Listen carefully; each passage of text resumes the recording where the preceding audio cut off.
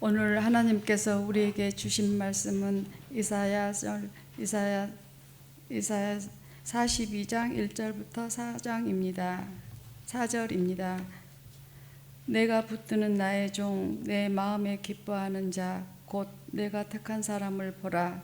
내가 나의 영을 그에게 주었은즉 그가 이방의 정의를 베풀리라. 그는 외치지 아니하며 목소리를 높이지 아니하며 그 소리를 거리에 들리게 하지 아니하며 상한 갈대를 꺾지 아니하며 꺼져가는 등불을 끄지 아니하고 진실로 정의를 시행할 것이며 그는 쇠하지 아니하며 낙담하지 아니하고 세상의 정의를 세우기에 이르니 섬들이 그 교훈을 앙망하리라. 아멘. 하나님께서 이 말씀을 통해 우리에게 은혜 주시기를 원합니다. 아멘. 재미있는 이야기 하나 해드릴까요? 재미없으면 어떡하죠? 재미있다 했는데 저희 나라가 이번 코로나19에 선진국보다도 더 아주 그 K 방역이라고 해서 세상에 다 코리아 할 정도로 잘 이걸 이겨냈던 것을 우리들이 다 알고 있습니다. 어떤 분이 그래요. 왜 우리들이 이런 사회적 거리를 두고 자가격리 이런 것들을 잘하게 된 줄 아냐고. 여러분 알고 계세요? 잘하게 된 이유가 있대요. 우리 민족의 기원이 그렇대요. 우리 민족의 기원이 굴에 들어가서 마늘과 쑥만 먹으면서 자가격리로부터 시작했다는 거예요. 그래서 이 사회적 거리, 자가격리는 우리 민족의 뿌리 깊게 남아있기 때문에 잘할 수밖에 없었다. 재밌었어요? 하도 더워서 오늘 말씀 나누죠. 이사야서를 보면은 메시아에 대한 예언이 곳곳에 나와 있어요. 적어도 15번 이상 메시아가 나타나셔서 이 세상을 일으켜 할 것이다. 그러니까 메시아에 대해서 어떤 분인지, 메시아는 어떤 일을 하실 것인지, 메시아가 오실 때 어떤 일들이 일어날 것에 대한 예언과 예시들이 이사야서 곳곳에 나와 있는 것을 보게 돼요. 메시아 신앙, 메시아의 예시, 예언은 희망이에요, 희망.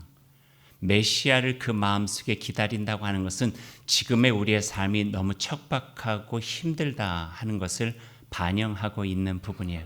그러니 새로 오실 그분이 오셔서 이 세상을 새롭게 하시고 바꿔주시기를 바라는 그 마음이 메시아 신앙으로 연결되어지고 있는 거죠. 그 메시아 예언 중에 이사야서의 40장 이후 보면은요, 종의 노래, 여호와의 종의 노래라고 하는 그 메시아를 조금 더 구체적으로 어떤 분이신가, 어떤 일을 하실 것인가에 대해서 나오고 있는데 4번의 종의 노래가 나오고 있어요. 그 종의 노래 중에 첫 번째로 나오고 있는 종의 노래가 바로 오늘 우리가 함께 봉독한 이사야서 42장 1절로부터 나와 있는 말씀이 첫 번째 여호와의 종의 노래예요. 제가 6월을 시작하는 첫 주에 이 말씀을 선택한 이유는 계속되는 코로나19 바이러스 상황 속에서 우리가 자꾸 불안해지고 또 끝날 것 같다가 끝나지 않고 이제 어느 정도 됐겠지 하면 여기서 불쑥 저기서 불쑥 마치 게임기처럼 두더지가 나오는 거 이렇게 때리면 여기서 또 나오고 하는 것처럼 우리의 마음이 그러면서 점점 지쳐나가고 또 막연한 미래에 대한 불안함이 생기고 또 우리가 알 수 없는 불안함들은 우리에게 공포가 되어져서 점점 우리가 상해 갈 수 있다고 하는 상황 속에 어쩌면 우리도 지금 이사야의 시대처럼 여호와 하나님의 종의 노래나 메시아 신앙이 필요하겠다. 그분을 통해서 우리에게 격려와 소망을 갖는 것은 참 의미 있겠다 생각이 되어져서 오늘 말씀을 여러분과 함께 나누려고 합니다. 이 말씀을 통해서 어두운 밤과 같은 지금의 현실을 살아갈 때 말씀에 등불 들고 걷는 평안과 기쁨 있기를 소망합니다. 오늘 말씀을 좀 더 살펴보면 좋겠습니다. 전체적인 주제를 보면은요, 1절에서 4절까지 넉 절밖에 되지 않지만 3번이나 반복되어지면서 중심을 잡고 있는 단어 하나가 있습니다. 이것이 바로 어쩌면 오늘 전체적인 주제일 수 있겠는데요. 그 단어가 다름 아닌 정의라고 하는 단어예요. 정의예요. 1절 말씀해 보니까요. 정의를 베풀리라. 3절에는 진실로 정의를 시행할 것이며 4절에는 세상에 정의를 세우기 이르리니. 그래서 정의를 베풀고 정의를 세우는 일, 이건 하나님의 나라라고 하는 신약의 이야기로도 대치될 수 있는 어쩌면 성서 전체적인 주제라고 말할 수 있는 이야기들이 오늘 더욱더 중심이 되어져서 우리에게 보여주고 계십니다. 이를 위해서 그 일을 할 사람을 구체적으로 세우시겠다고 하는 선언이 1절에 나와 있고요. 내가 붙드는 나의 종, 내 마음에 기뻐하는 자, 곧 내가 택한 사람을 보라 하고 이 정의로운 세상을 베풀고 세워나가는 일에 내가 한 사람, 내가 그 사람들을 택하리라 하는 하나님의 선언과 같은 것이 1절에 나오고 있습니다. 쉽게 세워진 정의의 나라가 아니죠. 하나님의 나라가 그렇게 쉽게 세워지고 이루어지는 나라가 아니기 때문에 3번이나 다른 표현으로 소개하면서 그 일을 위해서 함께할 사람에 대해서 소개하고 있어요. 내가 붙드는 나의 종, 내 마음에 기뻐하는 자, 내가 택한 사람. 그리고 이어지는 말씀이 내가 나의 영을 그에게 주었은즉 그가 이방의 정의를 베풀리라. 마치 영적 전쟁터에 나가는 하나님의 나라를 세우기 위해서 나아가는 이들에게 무기를 주듯이 성령을 내가 그에게 베풀어 주어서 성령으로 힘을 얻은 사람으로 세상에 나아가 정의를 세워나갈 것이다. 이렇게 표현하고 있는 것을 보게 됩니다. 그리고 2절과 3절과 4절은요. 2절은 정의를 세워나가는 이의 태도, 3절은 정의를 베풀고 세우는 방법, 그리고 4절은 포기할 수 없는 정의에 대한 열정, 이렇게 표현할 수가 있겠죠. 그러면 정의에 대한 이야기를 먼저 시작해 보죠. 정의를 정의해 볼까요? 한번. 정의하면 어떤 느낌이 드세요? 정의, 그럼 어떻게 여러분 느껴지시나요? 딱딱하게 느껴지세요? 부드럽게 느껴지세요? 정의라고 하는 단어에서 느껴지는 우리들의 어떤 느낌이에요. 도형으로 만약에 표현한다면은 각진 사각형 같아요? 아니면은 원만한 원, 동그라미 같아요? 정의. 또 다르게 표현해 볼게요. 타협의 여지가 없는 확고한 고체 같을까요? 아니면 상황에 따라 그 모양을 바꿔나갈 수 있는 유연한 액체와 같은 느낌일까요? 저에게 묻는다면 다 전자였어요. 정의, 그러면 딱딱해요. 뭔가 분명해야 될 것 같아요. 고체요. 변함없어요. 타협 없어요. 이런 느낌들이 정의라고 하는 그 단어에서 갖게 된 느낌이에요. 물론 우리가 이 세상에서 일반적으로 사용하고 있는 정의는 그래요. 그러나 히브리어로 성서 속에서 나오고 있는 미시파트라고 하는 이 정의는 조금 더 다른 의미가 그 속에 있어요. 성경 전체에 특별히 구약 속에서 400번 이상이나 반복이 되어지고 있는 미시파트, 하나님의 정의, 하나님의 공의라고 표현하는 단어 속에서는요, 하나님의 성품이 깊이 배어 있는 정의예요. 그러니까 우리가 세워나가는 정의가 아니라 하나님의 정의는 하나님의 성품이 그 속에 깃들어 있는 정의를 이야기하는데, 그 하나님의 성품 중에 가장 두 성품, 하나는 사랑과 사랑으로 인한 용서. 정의라고 하는 말과는 전혀 어울리지 않을 것 같은 그런 사랑, 용서가 하나님의 정의 속에 깃들어 있는 거예요. 하나님께서 정의를 세우시겠다라고 할 때는 거기에는 사랑이 기초이 되어 있고 용서가 기초가 된 하나님의 나라에 대한 그 정의를 이야기하고 있다 하는 말씀이, 그게 하나님의 정의의 가장 큰 특징이죠. 그것을 저는 이렇게 한번 표현을 해봤어요. 제가 표현을 했어도 참 잘했다 생각될 정도인데 한번 들어보세요. 하나님의 사랑과 용서의 땅에서 피어난 정의의 꽃, 정의의 열매, 이렇게 한번 생각해 봤어요. 그러니까 하나님의 정의의 열매와 정의의 꽃은 하나님의 사랑과 하나님의 용서가 바탕이 된 그 땅에서부터 자라나고 뻗어나가서 맺혀지는 꽃과 열매와 같다. 그러니까 사랑이 없는 정의, 하나님의 나라에서 이루어지는 게 아니래요. 용서가 없는 정이 아니라는 거예요. 그리고 생각해 보면 성서 곳곳에 예수님의 사건들이나 이스라엘의 반역과 우상숭배 속에서도 끊임없이 그 눈이 짓물러가면서도 그들을 다시 용서하고 다시 안아가고 그 안에서 하나님의 나라를 조금이라도 더 만들어가려고 했었던 하나님의 그 성품을 우리가 보게 되잖아요. 소돔성 멸망해 갈 때 하나님한테 감히 아브라함이 와서 그 딜을 하잖아요. 50명만 있으면, 40명만 있으면, 10명만 있으면 아마 아브라함이 더 마음 써서 하나님 3명만 있으면 그래서도 하나님은 허락하셨을 거예요. 사랑과 용서가 바탕이 되고 기초가 돼서 거기서 하나님께서 이루고자 하셨던 하나님의 정의는 세상의 딱딱함이 아니라 하나님 넓은 품과 그 유연함 속에서 우리가 아무리 큰 죄를 지었다 할지라도 그 죄인까지도 품어주시면서 새롭게 하시고 그 속에서 희망을 발견하셔서 세워가시는 하나님의 나라에 대한 전형들을 우리가 보게 된다는 거죠.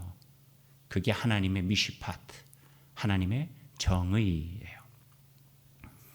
2절에 보니까요, 정의를 세워나가는 태도에 대해서 말씀하세요. 그러고 보면은 그 이해가 돼요. 2절 말씀 우리 같이 한번 보시죠. 제가 읽어드릴게요. 그는 꼭 남자 같으니까요. 여성도 할 수 있으니까 이렇게 덧붙여도 될 것 같아요. 그녀는, 그러니까 그는 또는 그녀는 외치지 아니하며 목소리를 높이지 아니하며 그 소리를 거리에 들리게 하지 아니하며.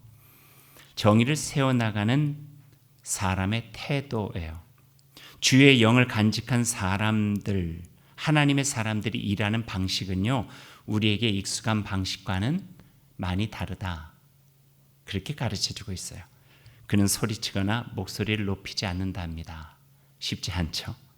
거리에서도 그의 목소리를 들을 수 없답니다. 이게 정의를 세워나가는 거예요. 우리는 딱딱하고 고체 같아서 이게 정의다 생각하면은 막 목소리 높이고 외치고 막 큰 소리로 얘기해서 분명하게 하고, 그런데 하나님의 영을 그 안에 간직한 사람들이 정의를 세워나가는 방법, 그 태도는 소리치거나 목소리를 높이지 않고 거리에서 그의 목소리를 들을 수 없고 자신을 드러내거나 과시하거나 선동하는 것은 그의 방식이 아니라 하는 말씀이에요. 세상적 정의와 하나님의 정의를 대비시키는 모습이죠. 하지만 우리는 이와 같은 사람들 참 많이 봐왔어요. 그러니까 이 세상에서 정의를 세워나가는 것, 이렇게 일을 하고 자신의 이해와 의지를 관철시키기 위해서 목소리를 높이기도 하고 큰 소리를 치기도 하고 때로는 완력을 사용하기까지 하는 모습들도 많이 보아왔어요. 자신이 아니면 안 되고 자신의 말이 다 옳고 내가 옳으면 내가 맞고 내 방식대로 해야 모든 것이 잘 될 것이라고 하는 이들. 얼마 전에 국회의원 선거 끝났지만 후보들마다 다 나 이렇게 이야기를 해왔잖아요. 이렇지 않대요. 하나님의 미시파트를 세워나가는 일은요, 다시 한번 생각하게 하는 부분이에요. 얼마 전에 장애를 가지고 있는 분과 함께 만나서 이야기를 할 기회가 있었어요. 근데 그분의 이야기를 이렇게 잠깐 소개하면, 성탄절에 어느 교회에서 초대를 받게 되었대요. 자기가 소속되어 있는 장애인들의 모임이 자신들의 어려운 처지를 알고 평소에 잘 돌봐줬던 교회여서 고마운 마음으로 그 교회에 갔는데, 교회를 들어가는데 그 교회 앞에 이렇게 현수막 플랜카드가 하나 이렇게 붙여 있더래요. 그 플랜카드 이렇게 써 있었대요. 불우이웃과 함께하는 성탄절. 그런데 같이 갔던 사람들이 그것을 보자마자 그 마음에 심한 굴욕감을 느껴서 다시 돌아왔다 하는 이야기를 들었어요. 근데 그 이야기를 듣고 있는 제 마음이 편하지 않았어요. 왜냐하면 우리가 쉽게 쓰는 단어이기 때문에 그래요. 조금 더 우리들이 영적인 민감함과 감수성을 가져야 우리 중심의 어떤 표현이나 우리 중심의 말들을 하지 않겠다 하는 생각도 해보았습니다. 하나님의 영이 그 안에 있는 이는 사람을 대하는 태도와 일을 하는 태도가 우리에게 익숙한 그 방식은 아니다 하는 것을 가르쳐주고 계시네요. 보다 겸손하고 남을 배려할 줄 알고 큰 소리나 큰 행동은 없지만 그 안에 신실함과 진실함이 있어 다른 이의 마음을 감동시키고 공감하게 하는 능력을 가지고 있느니 그런 이들을 통해서 하나님의 정의, 하나님의 미시파트는 베풀어지고 세워져 간다 하는 거예요. 우리 사람은요, 이렇게 하면 되겠지, 이렇게 하면 정의로워질 거야, 이렇게 하면 이게 옳게 될 거야 라고 생각을 했는데 성설은 그게 아니래요. 그건 너의 방법이고 너의 생각이고 하나님의 나라나 하나님의 정의는 그렇게 세워지는 게 아니야 라고 가르쳐 주시고 있습니다. 2절 말씀해 보니까요, 3절에 보니까 2절이 정의를 베푼 태도라면 3절은 정의를 세워나가는 방법에 대한 말씀이에요. 3절 말씀 우리 같이 한번 읽어보시죠. 상한 갈대를 꺾지 아니하며 꺼져가는 등불을 끄지 아니하고 진실로 정의를 시행할 것이며.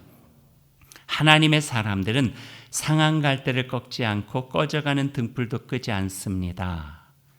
갈대 그 자체가 약한데 그 약한 갈대가 상했대요.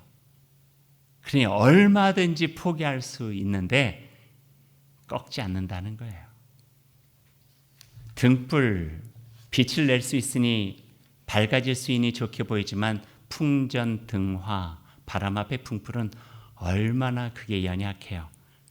그런데 꺼져가는 등불도 끄지 않는 그런 방법으로 하나님의 정의를 세워간다 하는 말씀이에요.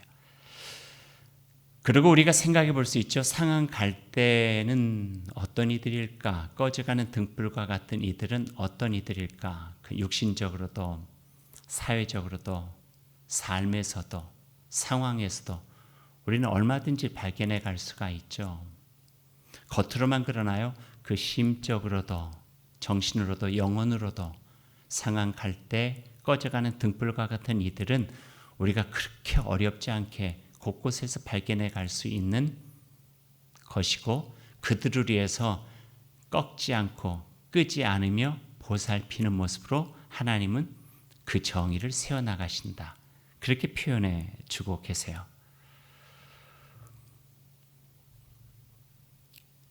여기에서 우리가 하나님의 정의에 대해서 다시 한번 마음에 새기게 됩니다. 예수님이 살아계시면서 또 일하실 때 가졌던 별명들은요, 참 그랬어요.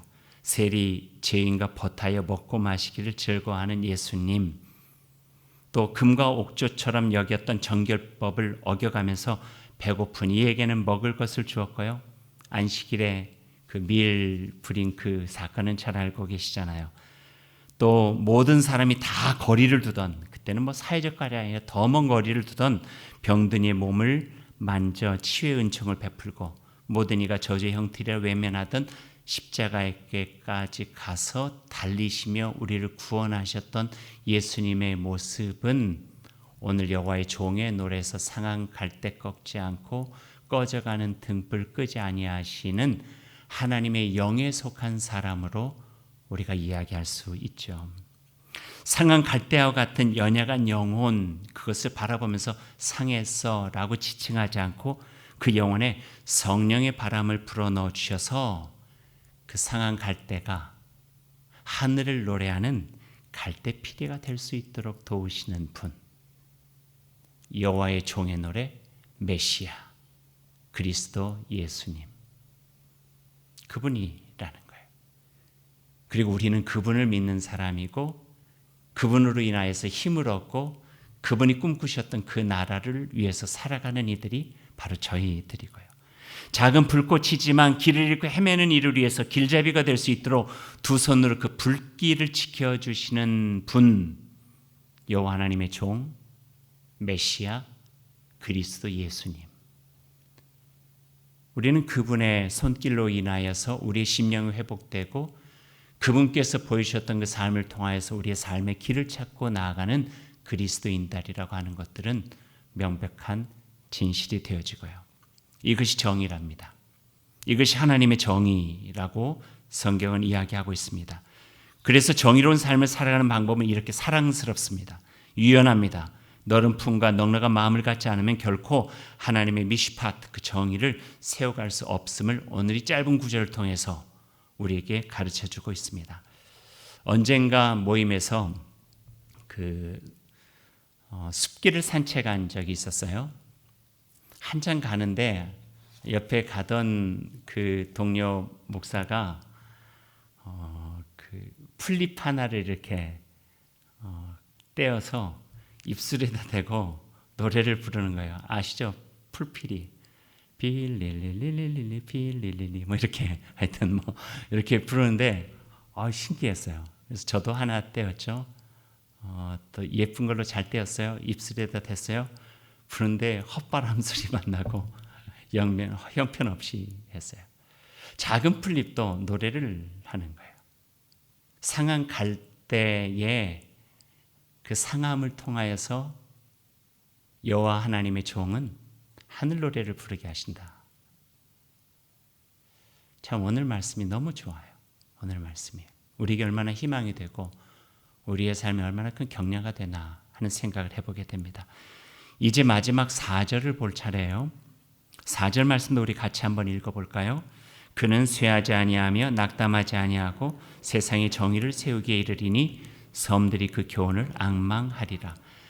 여기 우리말 성경으로는 알 수 없는 원어 성경에만 알 수 있는 묘미 하나가 숨어 있어요.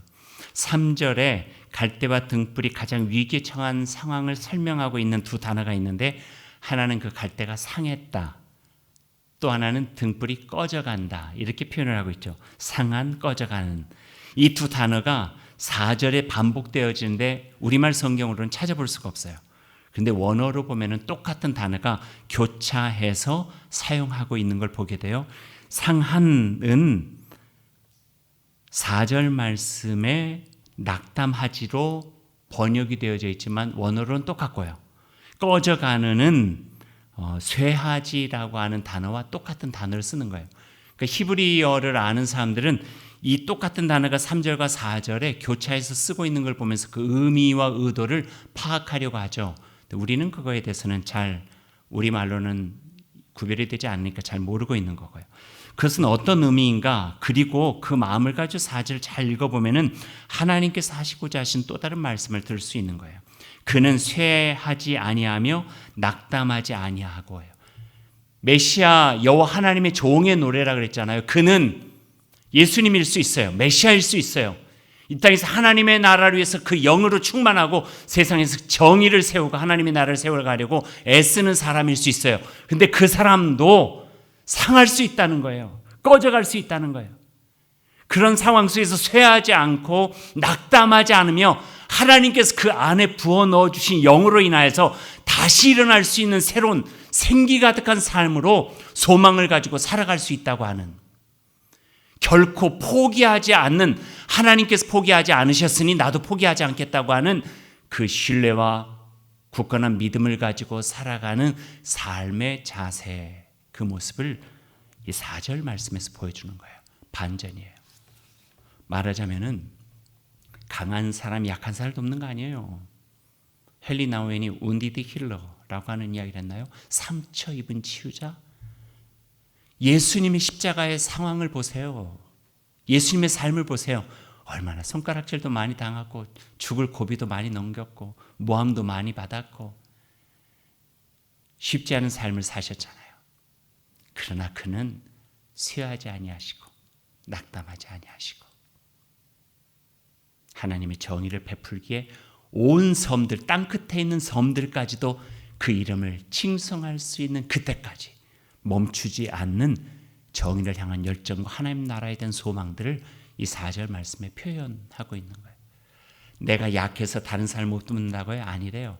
내 약함이 예수 그리스도 십자가의 사건처럼 창에 찔린 구멍에서, 못에 찔리는 손바닥의 그 못자국에서 마치 상한 갈대의 피리처럼 하늘의 메시아의 노래가 흘러나오면서 모든 사람이 그 약함을 통하여 강함을 느끼고 자비와 사랑과 용서, 사랑에 기초한 하나님의 미시파트를 경험해 나가면서 새 소망과 은총을 경험하고 다시 일어나서 하나님의 자녀로 살아갈 수 있는 든든함을 얻을 수 있다고 하는 것이 오늘 이 말씀의 중점이에요. 고체처럼 딱딱하게 유연함 없이 이 세상에 하나님이 정의를 세우라 하는 말씀이 아니라 우리는 모두 약할 수 있다는 거예요. 우리는 모두 상할 수 있고 쇠할 수 있고 낙담할 수 있지만 그런 상황에도 불구하고 여호와 하나님이 종이 십자가를 통해서 우리에게 참된 생명의 부활을 허락하신 것처럼 우리도 그분을 바라보며 다시 일어나 우리의 연약함이 갈대 피리처럼 우리 지치지 않는 우리들의 심령이 하늘의 노래처럼 우리의 삶을 통해서 하나님의 정의와 하나님의 구원을 이야기하는 놀라운 주의 사람이 될 수 있다. 우리가 하나님의 종으로 노래를 하면서 살아갈 수 있는 성령의 사람이다. 이 말씀을 오늘 우리에게 들려주고 계십니다. 코로나19 지가 뭐라고 우리를 지치게 만들겠어요. 코로나19 아무리 길어져도요, 하나님 안에서 그 뜻을 우리 마음에 세우면은 주님의 음성 진실되게 듣고 그 안에서 주님의 나라를 펼쳐나갈 수 있는 아름다운 꿈들을 꾸어나갈 수 있게 될 것입니다. 다만 하나님의 영이, 그 성령이 우리 안에 계셔서 보지 못하는 것을 보고 우리가 낼 수 없는 그 힘을 다시 낼 수 있다면은 쇠하거나 낙담하지 않고 비록 상한 갈 때라도 바람 앞에 풍전통화에 꺼져가는 등불과 같은 우리의 삶의 모습이라 할지라도 우리를 통해서 하나님의 정의 미시파트를 세워나가고 하나님의 나라 이루시는 주의 은혜에 감사하며 주께 영광 돌리리라 믿습니다. 그 믿음의 삶을 살아갈 수 있는 저희들이 다 되기를 소망합니다. 기도하십시다. 하나님, 오늘 말씀이 우리에게 큰 희망과 격려가 됩니다. 어린 양 한 마리가 뭐가 크고 과부의 동전 2개가 얼마나 되겠습니까? 들의 핀 꽃이 얼마나 중요하고 하늘나는 새가 한두 마리겠습니까? 약한 자를 들어 강하게 하시는 하나님은 사랑과 용서의 땅에서 정의의 꽃과 열매를 맺게 하시는 하나님은 들의 핀 꽃과 하늘나는 새 한 마리에서 하나님 나라를 발견하고 겨자씨 하나 땅에 심긴 미랄 하나로도 세상을 풍성하게 하시는 분이심을 믿습니다. 상한 갈대와 같은 인생으로도 꺼져가는 등불과 같은 불안함 속에서도 결코 포기할 수 없는 하나님의 정의로운 세상, 하나님의 그 풍성한 나라를 꿈꾸게 하여 주옵소서. 우리는 그 하나님을 믿고 살아가는 하나님의 사람들입니다. 우리는 그 하나님 안에서 주님의 자녀로 살아가는 이들입니다. 세찬 세상의 변화 앞에서 어찌 될지 모르는 혼돈 속에서 우리가 미약하게 보일지 모르지만 하나님의 영이 우리 안에 있고 그분의 뜻에 기대어 살아간다면 하나님의 아름다운 나라, 정의와 평화가 의와 진실이 꽃피는 주님의 나라가 이루어짐을 믿습니다. 그러기 위해서 하나님 성령의 사람으로 살게 하여 주옵소서. 오늘 이 말씀 속에서 여호와 하나님의 영을 부어주신 것처럼 우리에게도 하나님의 영 부어주셔서 그 영을 우리가 마음에 담고 이 세상에 나아가 희망과 열정으로 하나님의 나라를 세워갈 수 있도록 주님 함께하여 주옵소서. 예수님의 이름으로 기도드립니다. 아멘.